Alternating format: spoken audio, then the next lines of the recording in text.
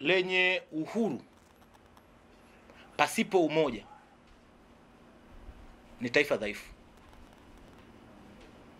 Taifa lenye umoja pasipo amani ni taifa hatari. Taifa lenye amani, umoja na mshikamano ni taifa lenye matumaini, ni taifa imara. Kwa sababu tunaweza tukasema kwamba amani ni zao la diplomasia, jambo la kwanza. Lakini diplomasia yenye kuzaa maendeleo, na maendeleo ni matokeo ya uhuru. Jambo lipo katika mustakabali huo. Kwa hiyo tunapoadhimisha uhuru, nini tunakumbuka? Kwa sababu kwanza uhuru si tukio tu la kihistoria. Tunapoadhimisha uhuru, tunaangalia tumetoka wapi. Tunaangalia historia yetu. Tulitoka wapi, tumejengaje misingi ya taifa. Tulipotoka tunafahamu, tumetoka kwenye taifa lenye umoja na mshikamano, taifa ambalo limejengwa katika misingi ya kidini, taifa limejengwa katika misingi ya uzalendo, na taifa limejengwa katika misingi ya uwajibikaji. Kwa maana kwamba hata viongozi, kwamba dhamana walizonazo, kwamba dhamana ina misingi ya uwajibikaji. Kwa tulipotoka tumetoka katika misingi hiyo, umoja, mshikamano na amani. Na Watanzania walikuwa na matumaini ya kujenga taifa lenye haki. Na ndio maana tumekuwa na amani wakati wote. Sasa tulipofika au tulipo sasa, kimekuwa ni kitendawili ambacho waliokanga mbuyu wanataka kutuachia vibogoyo.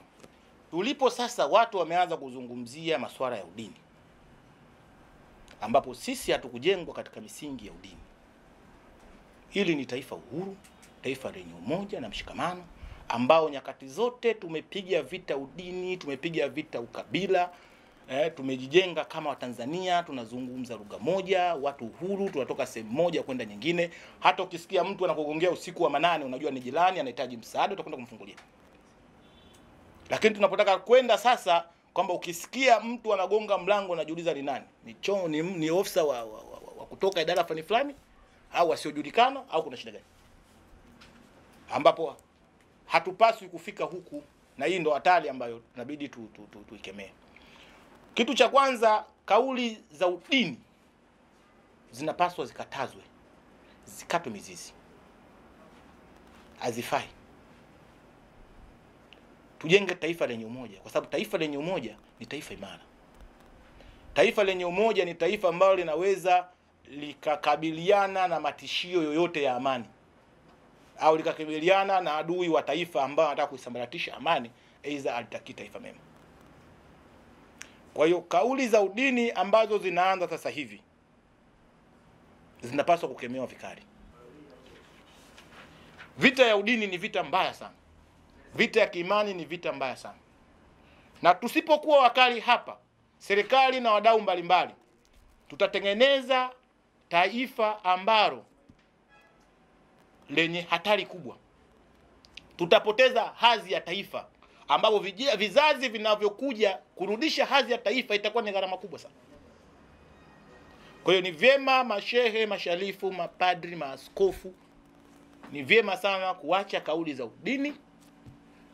Tujikite kwa yale ambayo yameamrishwa na Mwenyezi Mungu. Tulinganie uhuru.